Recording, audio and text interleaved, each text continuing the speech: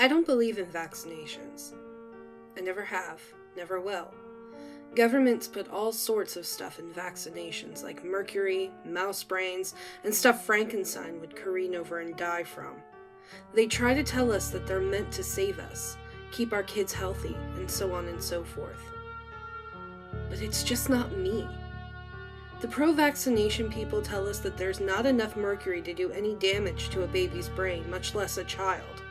There's more mercury in fish, they proclaim, and everything else? Well, air is more polluted, and you don't see babies dying by the dozen.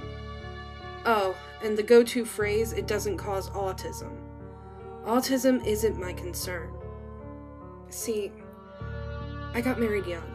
In high school, I met this wonderful guy named Walter, who played on the football and track team. He was physically gifted and handsome with the best jokes and the best smile. He could flex a muscle, and I wouldn't even be able to span it with my 2 hands. He was my kind of guy. After prom, I got pregnant. So, we married about 6 months later in a big country church and had the reception in a huge barnyard.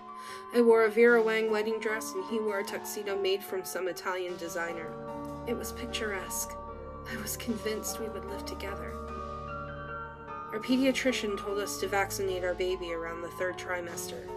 He warned us of childhood diseases like polio or measles or whooping cough that could potentially kill our unborn child. At first I was terrified of those diseases, but now I'm not. Our baby came and I named him George, after my father, like we're supposed to.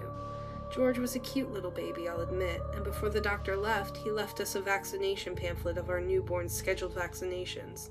It had a picture of a smiling baby and some clip art smiley face with a doctor's coat.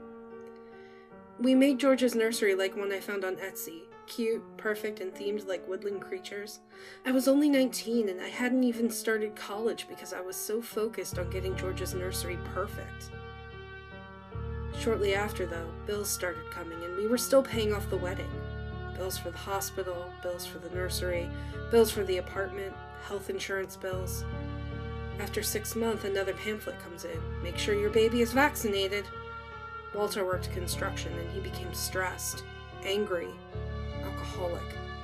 He drank away savings he stashed so I wouldn't know. His weight was no longer Herculean, but instead doughy and loose. He started having bad skin problems from the dirt and grease. He wasn't even physically fit anymore. His arm muscles resembled mine after a year. Suddenly, his jokes were stupid and sexist and demeaning. He wasn't the Walter I knew. He was the Walter that I resented entirely because he was so boring, ignorant, and had rampant alcoholism. I never noticed before in high school, but I yearned for better. The nursery George slept in quickly lost appeal. It was harder to clean, harder to maintain, and stuff kept falling off the walls which made him wake up and cry. Another pamphlet after a year and a half said, "Schedule your vaccinations." I knew George hadn't had any yet, so I decided to research it.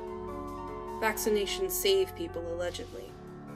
When I finally caved after my pediatrician threatened to pull George as a client, I scheduled his first one. Then Walter drove home drunk that day at 3 p.m., lost control of his car, ran flat into a railing, and fell off the overpass. He died instantly, I was told. In the hospital with George crying in my lap, all I could feel was relief. Relief from the life of an alcoholic husband. Relief that he wasn't part of my picture-perfect fantasy life that I wanted. Relief that I could be free from this forever.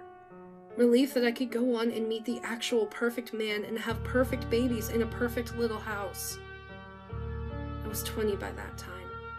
George threw up on me in the waiting room while my dead husband was wheeled out to a coroner. Vaccinations save babies. And I realized right then and there, I didn't want to save my baby. I wanted George to die from a disease so I couldn't be blamed. I ran all the plans and all of them would involve me getting caught. I couldn't let that happen. I had a perfect, happy life waiting for me out there in the big, wide world, and George was keeping me from it. Measles, mumps, whooping cough, polio, where are you? Take care of this little problem for me. There's no vaccinations here. Vaccinations don't have enough deadly stuff in there to kill my baby like mercury. And I can't force him to eat fish right out of the Pacific Ocean. Kill my baby, natural disease. Nobody ever has to know.